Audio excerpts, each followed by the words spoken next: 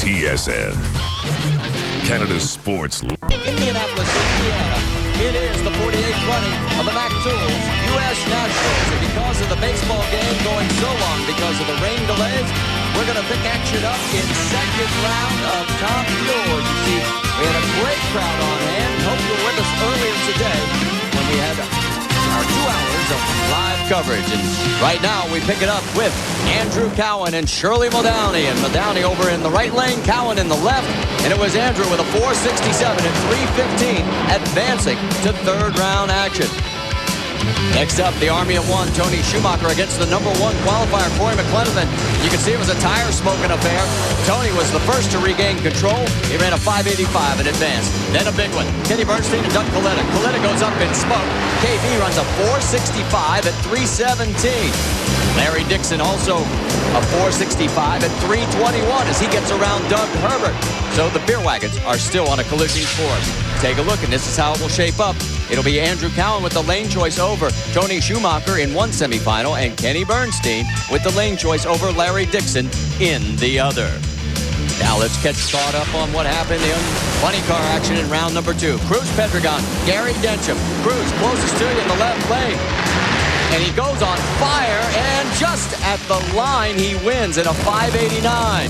Dean Scusa and Tony Pedregon. Scusa gets down the track in a 516 as Pedregon had tire smoke and all kinds of problems. Then John Force takes out Bob Gilbertson, a 490, 321 miles an hour as he drives around him. And Tommy Johnson Jr. advances after he eliminates Johnny Gray with a 497, 300-mile-an-hour blast. Take a look at the ladder now as you see Tommy Johnson Jr. will have the lane choice over Dean Scusa. And it'll be John Force with a rematch of his old good buddy, Cruz Pedregon. Time now for our Suzuki Track Fact. Track Fact, brought to you by Suzuki Motorcycle. Well, watch Cruz Pedregon here. You're going to hear the end and go flat there. Watch him react. The car's on fire now. He's on his brake right over here. You're going to watch him reach over here. Make sure the fuel shutoff is off. Now listen to him lock up them brakes, trying to get that thing stopped. Reaches down, unbuttons his seatbelt, and now he's going to pop out that roof hatch. Get the heck out of there because that flopper is flaming right now.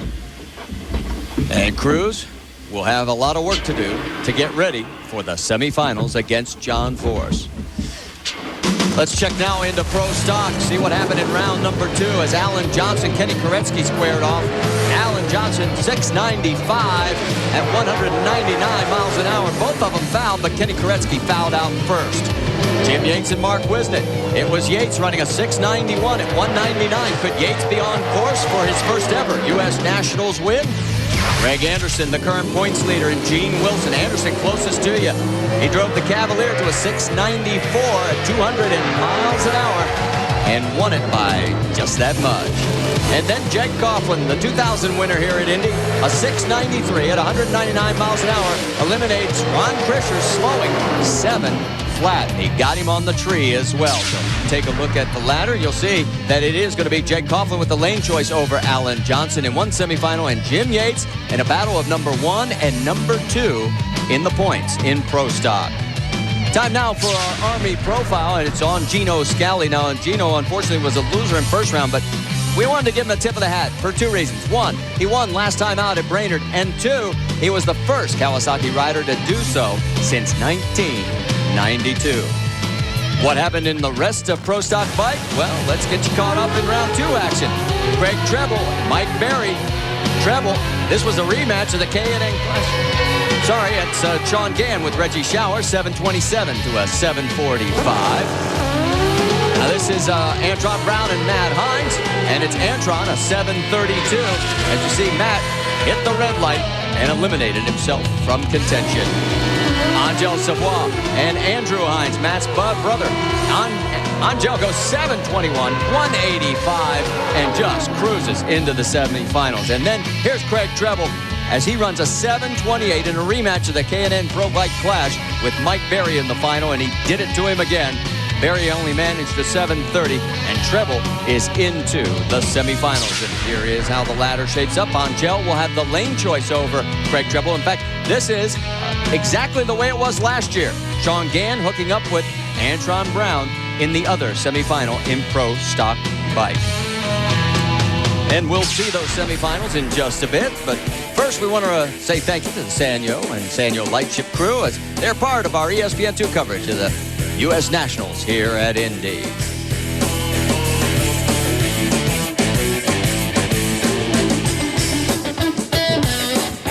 That's downtown Indianapolis, what it looks like from the Sanyo Lightship. We'll be back with more.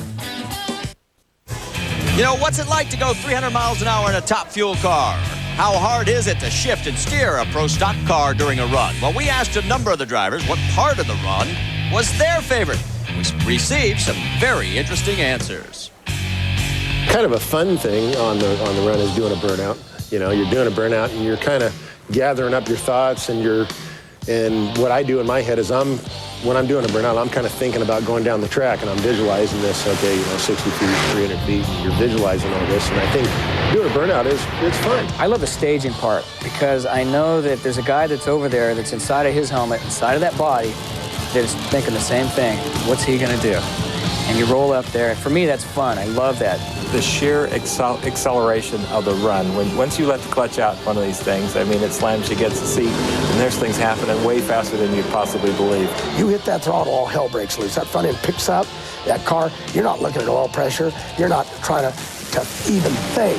When you can make that perfect run, whether it's a national record or a #1 qualifying spot or whatever it is, or a win light in the final round, I mean, that's a sense of satisfaction that everybody came together and made it all happen. And that's, I get off on that. You can feel it pull, and that's when you know, okay, this thing's laying one down, and you're getting ready to hit the parachute. That speed, that acceleration throughout the quarter mile, because it sends a signal that you're doing, and the car's doing its job. You're doing, you know, it's just, there's no other feeling like it. It's great. My favorite part of the run is shutting down. When the chutes are out and the car's quiet and you're just coasting to make the turn and you can see your wind light on and you're laying over there, it's like a feeling of accomplishment, you know, especially when you've won and you're doing that. And it's just you in the car. It's just silence, you know, and you get to kind of make that turn and jump out, and that's my favorite part of the run. You know, it's weird. You're always out of breath. You're like, I thought I'd run a marathon. And you haven't been but 5 seconds down at total, you know? Yeah, but you're pulling 5 G's positive to 4.5 G's negative. No wonder you lose your breath. Hey, the electronics leader Sanyo is bringing us our aerial pictures from the Sanyo Lightship. Sanyo, where digital excitement begins. And pilot Alan Judd and Lance Sykes way up there in the sky. Thanks, guys. We like having you on board. Ron Lobb from Paris, Illinois wants to ask Mike Dunn, hey, Mike, I've been hearing the term split rod. Is this something new, or is it just a different way of saying the rod done broke? Well, actually, it is just a different way of saying it. What we're talking about is a connecting rod from the piston to the crankshaft. If you hear we say it split the rod, a lot of times it'll break either from the wrist pin, which is what connects the rod to the piston, or sometimes you'll hear us say it broke off the big end, which the big end of the rod is where it connects to the crankshaft. Now, if you hear us say the term it kicked the rods out, what that means is the rod actually broke and punched a hole into the side of the block, and that's usually where you see a lot of the engine damage and fire, because it allows all that fuel and oil to get outside, get on the headers, cause that big fire. Mike Davis wants to ask Mike Dunn, I used to race in the stock classes at IRP in the 60s, and my friends are debating what the top fuel and funny car teams are doing after the burnout. It's all yours, Mikey.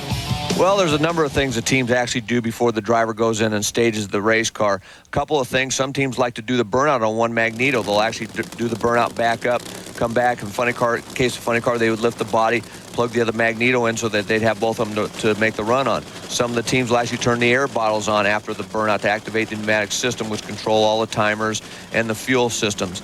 Some of the other teams, obviously, you see, not some of them, but pretty much all of them will scrape the rubber on the rear tires to get all basically the marbles that they pick up from the burnout to get a nice smooth surface to get that full contact area when the cars leave the starting line. The other thing you see them pulling out the plugs. They'll actually adjust the idle, raise it or lower it to get the idle exactly where they want to get optimum launch for the car when it leaves the starting line. Thanks, Mike. Hope that answered your questions. And when we come back, Angel Savoy will take us through a pro stock bike run. You don't want to miss it.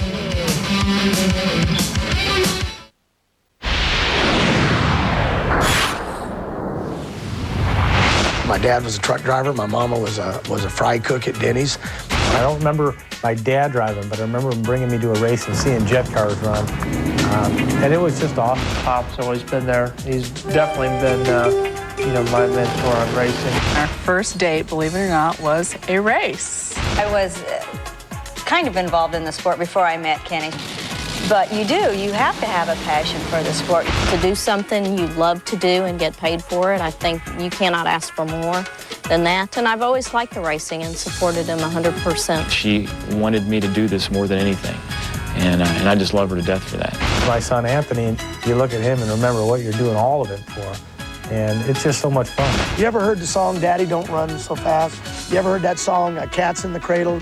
It just happened to me. My daughter Ashley said, I don't care how many race cars you buy me, I ain't going with you because you won't get off the cell phone. To get out of the car and to do the winner's interview and to have, hold my son Cade and my daughter and my wife right there, and it just, after winning a race, it doesn't get a whole lot better than that. Hey, don't go away because we're coming back. We still have semifinals of Pro Stock coming your way and a lot more, including the final. Mac Tools, U.S. Nationals. Now, what would be more fun, doing a burnout or hammering the throttle? How about reaching a speed most humans have never experienced? Well, we get insight as we overload your senses with the thrill of the run. The most thrilling part of the run for me is the preparation for the run, the tuning, taking a look at all the variables and trying, overlaying it over last run to this run. I think I get more of a charge off of tuning the car than I actually do driving it. The acceleration is the best part. I mean, when it puts you in the seat and it lays you back in the seat and this thing is traveling a quarter of a mile at, 5 Gs and it's covering the ground, and that's the best part. I mean, how quick it gets to that speed is the best part. Right when you pop the clutch. I mean, 0 to 60 and I think it's a second. 0 to 100 in just over 2. I mean, that's the whole run. You go to 3 Gs right when you pop the clutch, and you better be hanging on. The hit of the throttle and your reaction time and just taking off, and you're kind of looking over and seeing if you can see the other car, throughout the run. The initial launch.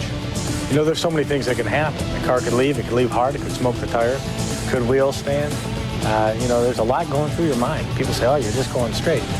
These cars, the last thing a top fuel dragster or a funny car wants to do is go straight. I call it throwing you in the back seat, because these things that lock the clutch up, you wouldn't believe how hard they pull.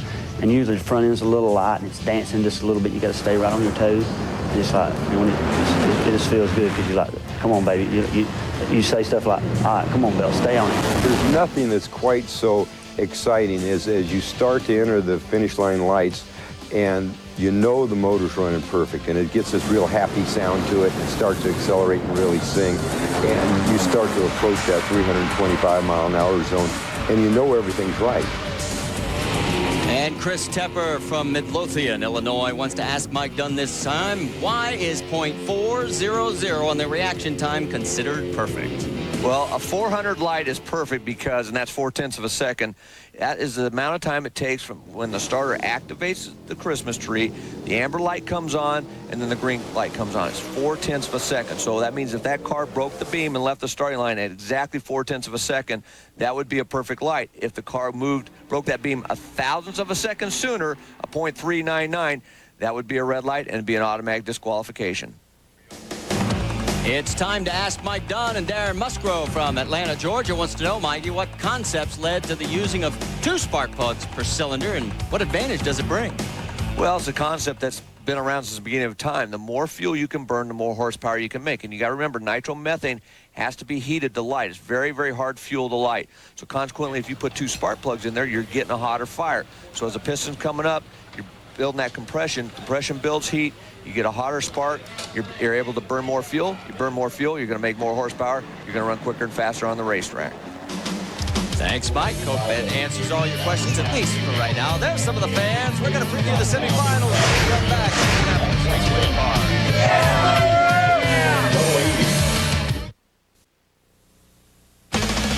Back here at the Mac Tools U.S. Nationals at Indianapolis Raceway Park, and heading now into Pro Stock, and you're on board with Jeg Coughlin Jr. as he's going to be over in the left lane, and Jim Yates, Greg Anderson, and then also Alan Johnson, and Jake Coughlin, all trying to figure out which of the two are going to advance to the finals and perhaps claim a U.S. Nationals championship. Two very good drivers here. Very good at cutting lights. They're usually right in the 430 range. I think they're both going to need to be there if either one of them's off a little bit, the other one's going to tattoo them. But usually both these drivers are able to rise occasionally. Look at Jake. He went in, rolled both lights on. He's going to put a little pressure there on AJ. Went quick. Jake beat Johnson back at Brainerd just a couple of weeks ago. Advantage slight to Coughlin. And then the stripe the win light to Jake. They ran identical. 6.945, and it was the reaction time. Yeah, we're trying to roll that pretty good there for an operation, but just rolled in a little bit, but we got away with it, and doing this baby up in the final. Good job, guys. You guys are doing great. 4/1000th of a second, the margin of victory. That was all in reaction time. And you heard Jake, he said that was a mistake. He went in and rolled both lights in there. He rolled in a little too fast for that pre-stage light, put the stage light on, but he still was able to get the win. Parker? Well, it was a photo finish, but you're going to the U.S. National Finals. Oh, God, isn't that exciting? I mean, I can't believe it again. I mean, it's wonderful to go to the finals in the U.S. Nationals is a goal of everybody that drag races, and to win it, that's the icing on the cake. This family's smiling, Marty. Well, it's their third trip to Indy at the finals and their 38th overall for Jag. And I'll tell you what, right now, it looks like he has definitely got the groove back between the horsepower and the driving capabilities, and this is going to be one heck of a dogfight for the championship. And as Greg Anderson and Jim Yates, numbers 1 and 2 in the points, get ready. Let's quickly go to Bill. I remember in Gainesville, second round this year, Jeggy, when the line lock went out, you put your foot over there, grabbed the brake, and beat Jim Yates on a monster hole shot. And you got both lights on, not what you intended, and you won a dead heat drag race with Alan Johnson. And that's spectacular. You know, it was a little bit off game there. I had a little strategy in mind there, and you know, sometimes you got to switch to plan B, and fortunately we were able to pick up the cards where they were and get by this Dodge. Alan's been extremely tough, and you know, this Mac Tools gang has been doing an excellent job all weekend, and we're looking good for the final. There's a better driver close stock. I don't know who. Well, Jim Yates has just narrowed the points chase, Bill. As you guys finished up, Yates runs a 692 at 199, and it's going to give him lane choice in the finals, and it'll be his 53rd final of his career, and Greg Anderson's point lead is now standing at 5. Well, neither driver has still in reaction time. The 495 to 503 for Jim Yates. That Jim Yates, that horsepower just got the win on the other end. That 692 beats a 694. And let's go check in with Dave Reed. Alan Johnson, dead heat race. You're not at all happy about that at Indy. No, I give that up. Lots of emotion here at Indy. We've seen it all throughout the semis, guys. Guys, and this is serious stuff for these guys. They work, sweat, blood, and tears. You've been here since Wednesday, and you have run 5 rounds of qualifying. And Bill, that's what it's all about. Oh, what a day it has been, and we still have another round to go. Jim Yates, you gave him the double whammy. The points lead now very much in question, and you're going to the finals of the race you've never won. Hey, right now, we're at Indianapolis. We're in the final. We're going to run Jack Coughlin. We're trying to win the race. Points don't matter right now, buddy. We want the win. We want Indy. We have been saying that all day long. Well, for Greg Anderson, the numbers are inconsequential. U.S. Nationals gone. Points lead going to be a question by the end of this day, possibly. And what can you say? Can't say much. It's just a hell of a drag race, you know. These guys are great out here. I mean, there's so much equality. You got nobody covered. I mean, just do the best you can do, and you hope you get the win light. I didn't get it. He got it, so my hat's off to him. Can you take any solace? In fact, he will have to take that solace. At least he's in this position. And as you finish up, a 402 light for Sean Gann in the left lane. And he takes out the 2000 winner, a 733. 182-mile-an-hour pass, and Sean Gann was on his game there. Yeah, both the bikes fell off there a little bit. Sean Gann. Well, Sean Gann definitely tattooed the streak. 402, that's 2,000ths of a second from perfect, or put in another perspective, 3,000ths from red lighting and going home. He did his job on the starting line, and then he had the horsepower to just pull away from Antron and get the win. Let's watch him in slow motion here. Watch the bike. Just like the cars, they look for that tire speed at the early part of the run. That bike was very, very smooth through all the first gear shifts. And there you see it, putting his feet up to get that tuck position to try to get some more mile an hour down on the other end. We heard Steve Johnson talk about, didn't know if that made a difference, but I got to believe it can't hurt. So that's a great ride, and there's the win right there. And that was a rematch from last year's semifinals right here at Indy. This is a rematch. And you can hear the radio on Angel Savoy's bike. She went up against Craig Treble last year and beat Craig. But this year, Angel is 0-3 every time she's come up against Mr. Treble. Yeah, and she needs to get this win if she wants to stay ahead in the points, obviously. But I mean, to keep Craig from getting that momentum also. And she's chosen the right-hand lane. She did that the previous round. They did very good in that lane. So obviously she feels comfortable in it. And that's what you got to be. You got to be comfortable trying to get this win. Treble with 2 100s off the line. But Angel just motors on another 721. 184, and she is into her 4th Indy final and 41st of her career. It was 21. You go, girl. Another 21. Beautiful there. She did go, girl. Let's go to Parker. Right there. George Bryce, you had Angel on the practice tree all day long yesterday. Looks like you're facing Sean Gann in the finals. Yeah, what kind of lights you have? Anybody know? Good enough. You ain't kidding. Hey, how about my buddies back home? Sean Gann, we just talked about Angel with 4 finals here out of 4 possible finals here in the last 2 years. You've been to 3 of them. At least you're going to the 3rd out of 4. What a weekend for you. Man, this has been an awesome weekend. Mac Tools, they've stepped up to help me in Heavy Metal Custom. Aerotech, all my sponsors that helped me, they're the ones that put me here. And Daddy got me right. What can I say about Pop done throwed the heat in here and got me right? Let's go to Dave. Antron of the Stars and Stripes motif, oh, so close. For sure, you know, we had a tough weekend out here. We struggled a little bit. Hopefully we didn't hurt a motor on that pass there because it felt kind of shaky on the top end also. But hey, we had a decent outing this weekend for the Stars and Stripes team. Just wish we could have did Mac Tools a little bit more better than all the distributors. They worked so hard for us to be out here, but my crew chief did an awesome job this weekend, but we just fell a little short. Best looking crew out here, all 4 of the Stars and Stripes guys. Let's take another look at this last run because Angel gave up 2 100s off the starting line, but boy, she had the motor. Boy, she definitely had the motor. 721 in these conditions has to be the perfect run. I mean, it is hot and muggy out there, and to be able to make some horsepower is tough. So they had to get that combination with the clutch and the gearing just right. She stuck her right in the middle of the groove. That's a perfect ride. Let's go to Bill. Angel, you always give credit to your team, and you better do it this time because you got waxed on the starting line for the 721. Saved your bacon. Oh, that doesn't surprise me. Oh, I have to thank the good Lord above because I was praying so hard on that one. I looked down at my sticker that says, with God, all things are possible. And yes, we finally took care of Craig because he's been taking care of us enough. And, you know, I'm really glad to see Sean Gann in the final because, you know, us at Star Racing with the Snap-on Suzuki, we like to see the other guys. And me and Craig feel like we're the other guys, you know, against that black truck. Same motor as last round? Yeah, it wasn't hurt. Thank God it was just the carburetors. Dave. K&N champ, no double up for you today, no U.S. Nationals, but there's still this points thing as we move on down the road. Yeah, that one hurt our points challenge real bad. We needed that round one really bad, but hey, for Matco Tools, we gave them a little bit of TV time this weekend, the distributors, all the great guys down there, Matco and SMR and American Fire, Speed Graphics, and Skinner Interior Systems. Sorry, guys, tried our best and came up a little bit short.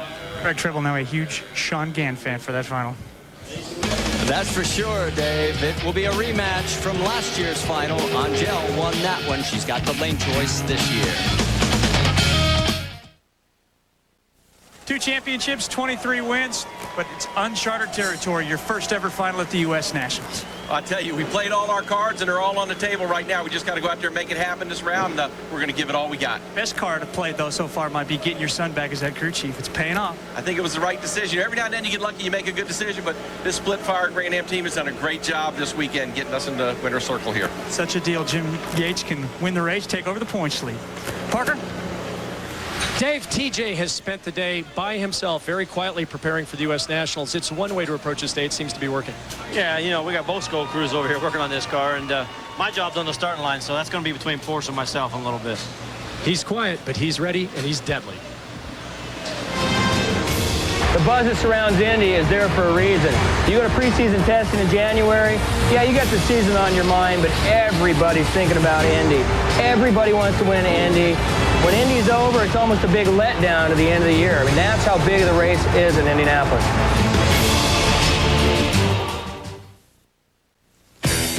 Back here at the Mac Tools U.S. Nationals, we're just moments away from the top fuel all the way through to pro stock. Mike in the finals. Let's get a report from Bill Stevens. I'm with Larry Dixon. Just a moment ago, your crew chief, Dick LaHaye, in a quiet moment of introspection, said to me, we really need to win this round. Yeah, well, you get this far at this race, you don't want to come home second. I mean, this is the one everybody wants to win. Been talking for the last 2 weeks, 2 months, 2 years about what a big race Indianapolis is. So we're going to go out there, stand on the gas, give it our best, and hopefully the chips fall our way. 7 wins in the first half of the season, but winless since Columbus. What a way to start a new streak. To win the U.S. Nationals, we will know soon.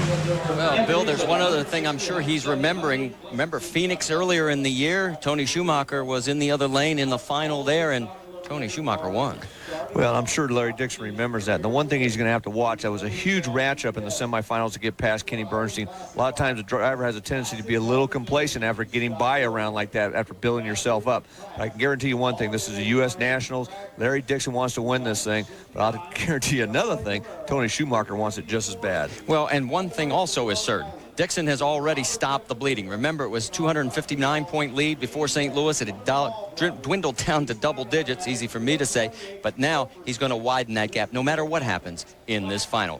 Speaking of finals, they're next when we come back to the Mac Tools U.S. Nationals.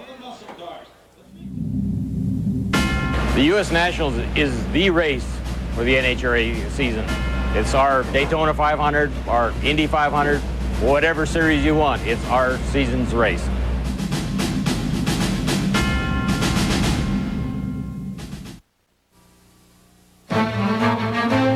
Indianapolis U.S. Nationals is so special, Tel. It'd make your career. It'd just flat make your career. It means everything to anybody affiliated with drag racing. I want to win Indy. It's the granddaddy. Everybody knows that. And we're down to the moment that we've been waiting for all weekend. Pro Stock Bike Final. Will it be Angel Savoy on her Suzuki or Sean Gann in a rematch from last year? And if you remember the last time these two faced each other, it was in St. Louis, and Gann fouled out in the final. Bill? It has been quite a year for Angel Savoy. She began the season without a sponsor. CVEC signed on in Atlanta. She won that race. Now she has a new sponsor, and she's ready to do it again here in Indy. Almost dead even off the line. And Angel Savoy has defended 723, 183 to a 726 for Sean Gann. That's a wild ride.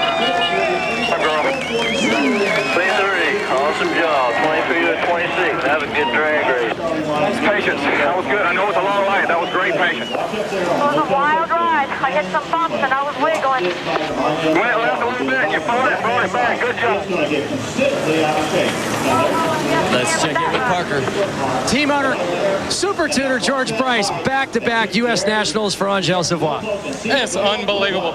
I just want to say thank you to good Lord. I want to thank the guys at Snap-on Tools for helping us finish this deal over here at the U.S. Nationals. Also, George Howard's got the $1 Million drag race in Memphis. Thanks for calling me and putting the deal together. And we're so proud that we're going to get to do a deal with Mohegan Sun for the rest of the year. And I want to tell you guys, wait till you see this TV show coming on this afternoon. It's going to be great. ESPN, too. Rocks, man. Thanks, guys. Angel Savoy, where do we begin? For the second time this year, you announce a sponsorship and you win the race the same weekend. And for the second year in a row, you beat Sean Gann in the final here in Indy. Yeah, I'd rather stick with the same sponsor, though. So Mohegan Sun coming soon. But, you know, I've been thinking. Thank you, God. He's answered my prayers again. I've been thinking, the K&N money would have been really nice, but the Powerade points is where it's at. Thank you, Star Racing, Snap-on Suzuki, and George Howard's B&M $1 Million Drag Race. Yes! Let's go over to Dave. Talk with Sean Gandy for the second time in a row, goes to a final at the U.S. Nationals, and for the second time in a row comes up on the short end to Angel Savoy. That's just something that we face every day that we come to the track racing bikes like this. Everybody's so close, and who could I lose better to than Angel? I mean, we're the best of friends outside of the racetrack, and we're both on the same team. So when she wins, it's just like I do. Very high compliments for the champion. And Angel's point lead now stretches to 111. And let's take a look at this wiggle. Wow, watch this. I mean, you talk about getting a bike sideways. I mean, that scared me, and I'm up here in the booth. That thing was really moving around, but Angel did a great job hanging on that bike to get the win. Time now for the factory hot rods in pro stock. Will it be Jed Coughlin getting his second Mac Tools U.S. National title? Or believe it or not, Jim Yates going for his first ever. It's the first time he's ever even been in the final in his illustrious career. Parker? There was a last-minute lane change down here, guys. At the last possible moment, Jaggy jigged left, putting Jim in the right, and it happened as late as it possibly could have. Well, there is Jake Sr., and you know what it's like to win this thing for your first time. Yates needs this for the points, for everything. Look at this, Jake did it again. Just like he did the round before. I tell you, it's nervous time.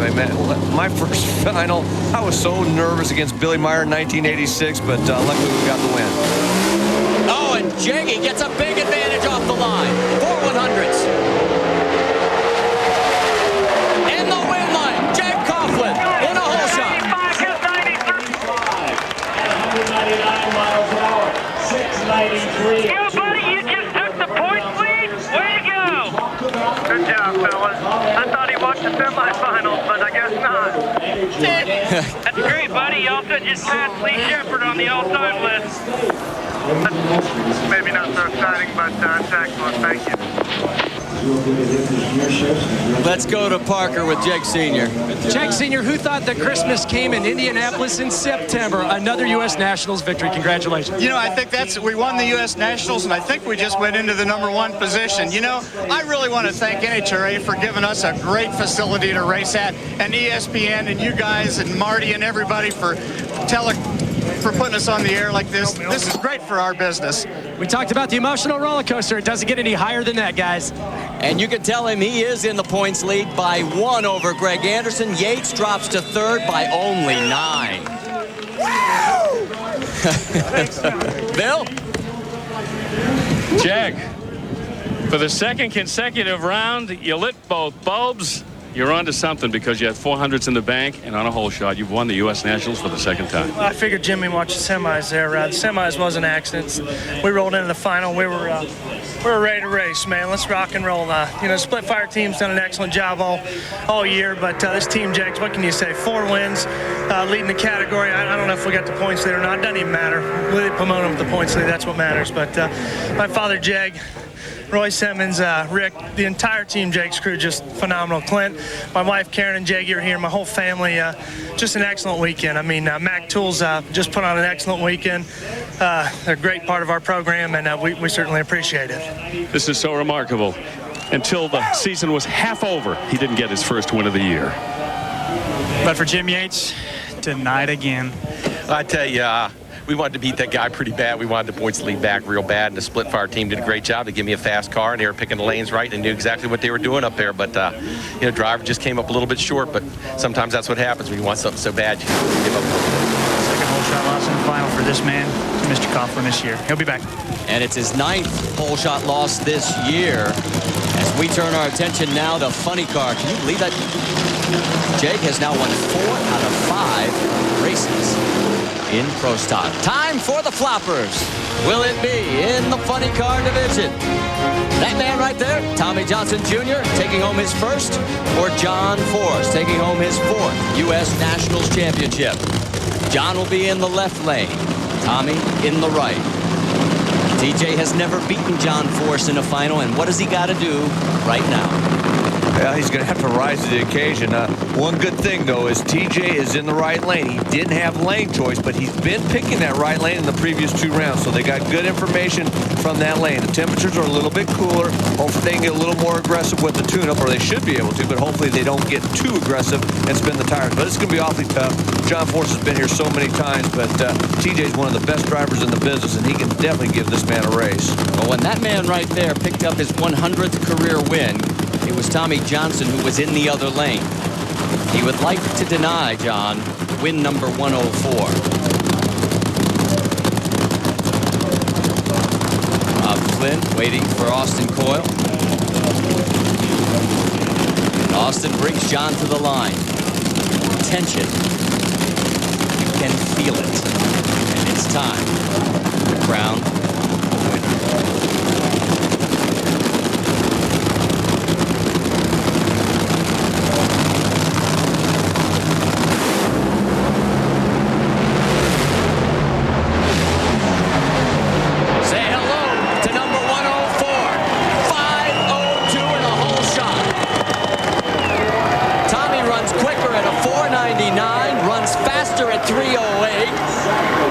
John Force takes the win. Parker? Austin Coyle, John's 104th, and both yours and his 4th U.S. Nationals victory. When you guys win, you win big.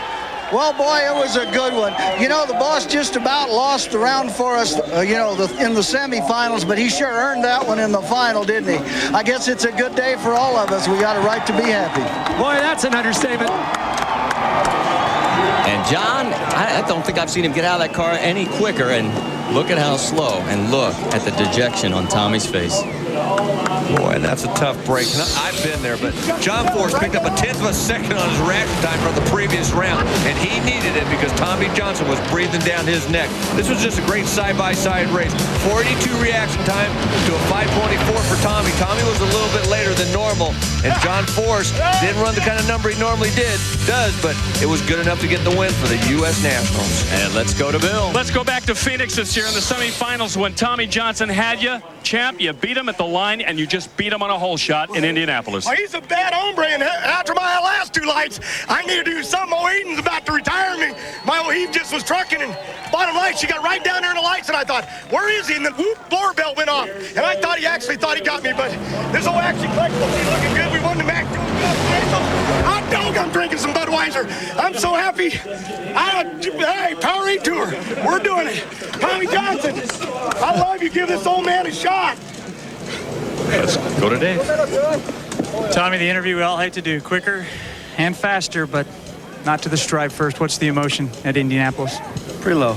The crew worked hard, and I didn't perform in the final. It's frustrating. Go up against the best. You got to try the hardest. Just didn't get the job done. Yeah, I did too. That's the hardest thing about this sport. You are out there, and when it is reaction time, it falls solely on the driver. And you can see the anguish on TJ's face. Yeah, and having been beat on hole shots many a time, I mean, you hate to lose a race because of a mistake you made. I mean, you work as a team and you go down as a team, but, you know, Tommy Johnson had a good race car, should have won this race, and he come up a little bit short, but he's still a great driver. And John now leads the points by 199. Time now for top fuel, and will it be Tony Schumacher in the Army of One, or will it be Miller time with Larry Dixon? And you're on board as the 6,000 horsepowers have come to life.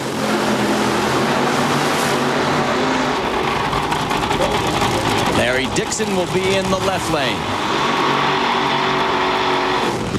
Tony Schumacher over in the right. Dixon has the lane choice.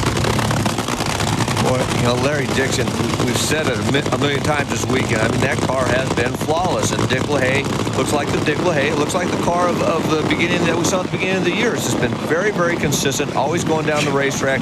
But Tony Schumacher hasn't looked bad. When that car goes down the racetrack, it can run right with him, and he's going to need, I think he's going to need a little something. They're going to have to not make any mistakes. Tony's driving's been right on all day long. I mean, between backpedaling and getting off the line, getting that good reaction time against his competitors, he's been very good. So he knows he needs to do this for the final, but he's been here before and he can rise to the occasion. And remember when Schumacher won at Phoenix over Larry Dixon.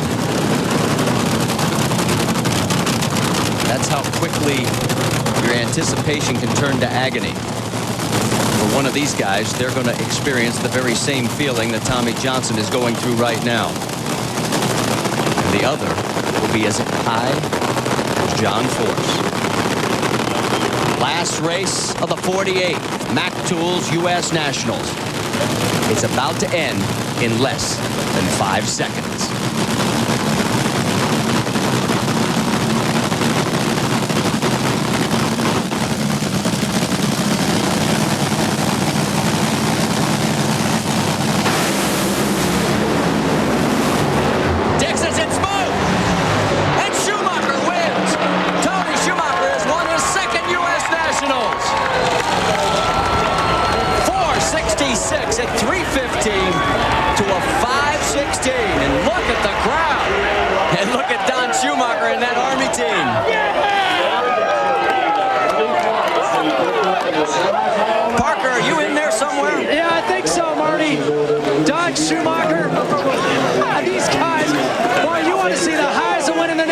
This is like no other race. You only faced Larry Dixon once before in the finals this year at Phoenix, and when you put him down in the biggest way at the biggest race. What a great job this U.S. Army team has done. Who out of all of the soldiers out there? I mean, they've turned it around. They've done a heck of a job out here. There's nothing else you can really say about it. Thank you, Army, for the support you give us and the trust you have in us. This is really for the U.S. government and the U.S. Army. Indeed, Bill. Down here, Tony Schumacher, wife Kara, and little boy AJ standing by, and the brass is also here to congratulate it. Tony Schumacher, this event continues to define your career. It absolutely, it's where it started in '96, and we made it to the finals there, where we took over the points lead in '99 and ended up winning the championship. And again, after struggling for a full season last year, where we came back this year, and we're getting some momentum. My beautiful son Anthony here, my beautiful wife Kara, and it's just, we've had so many incredible people here this weekend for the United States Army, for all the people that have stuck with us through what I consider a pretty bad year last year. Dan Olson really pulled this one out. We got a lot of help, crew chiefs, man, the whole team. It's an Army of one. We talk about that all the time. It's a lot of specialists doing their job. And I tell you what, I didn't feel like I did mine. I felt like I was a little late on the starting line. I saw him out of the corner, and he disappeared. Believe it or not, I saw on the big screen him smoking the tires. My guys were screaming. We got him, woo. You know, I'm in the car thinking, I hope they're not saying your wing's coming off, because we don't normally talk, but outstanding, you know. General Kevin's been fantastic. What a team. What a team. Oh, we had, congratulations. So many great people, but hey, man, for the Army, Matco Tools, got to say thanks to Mac Tools for putting on this race. That's always important. They came in, they did a wonderful job, put a beautiful racetrack together, beautiful race, and very successful one for us. Thank you. That's why it's the greatest drag race in the world, Dave Reed. 8 straight clean runs, run number 9, not meant to be. Larry, can you describe the emotion right now?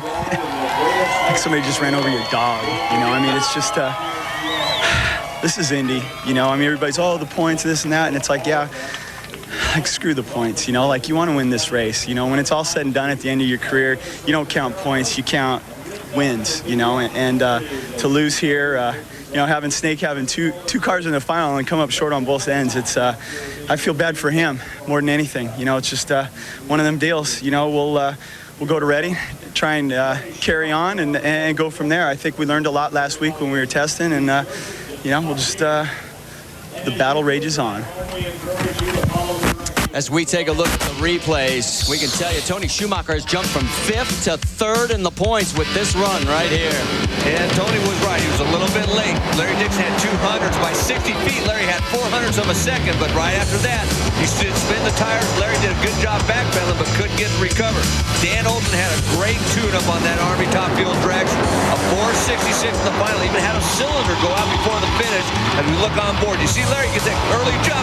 He saw him pedal the tires after he hazed it, and that was it. Look at the cylinder was out there over there just right before the finish line, and still ran a great 466 at 315.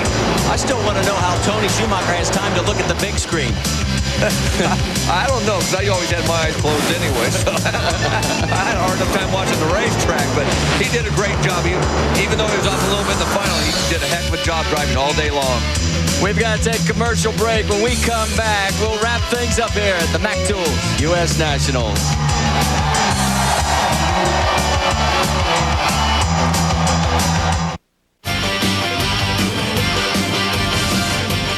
There's one thing I know for sure about racers. As much as they want to win, there's nothing they despise more than losing. But Don Prudhomme, you did something pretty phenomenal here today. You got a car both in funny car and top fuel to the finals at the U.S. Nationals.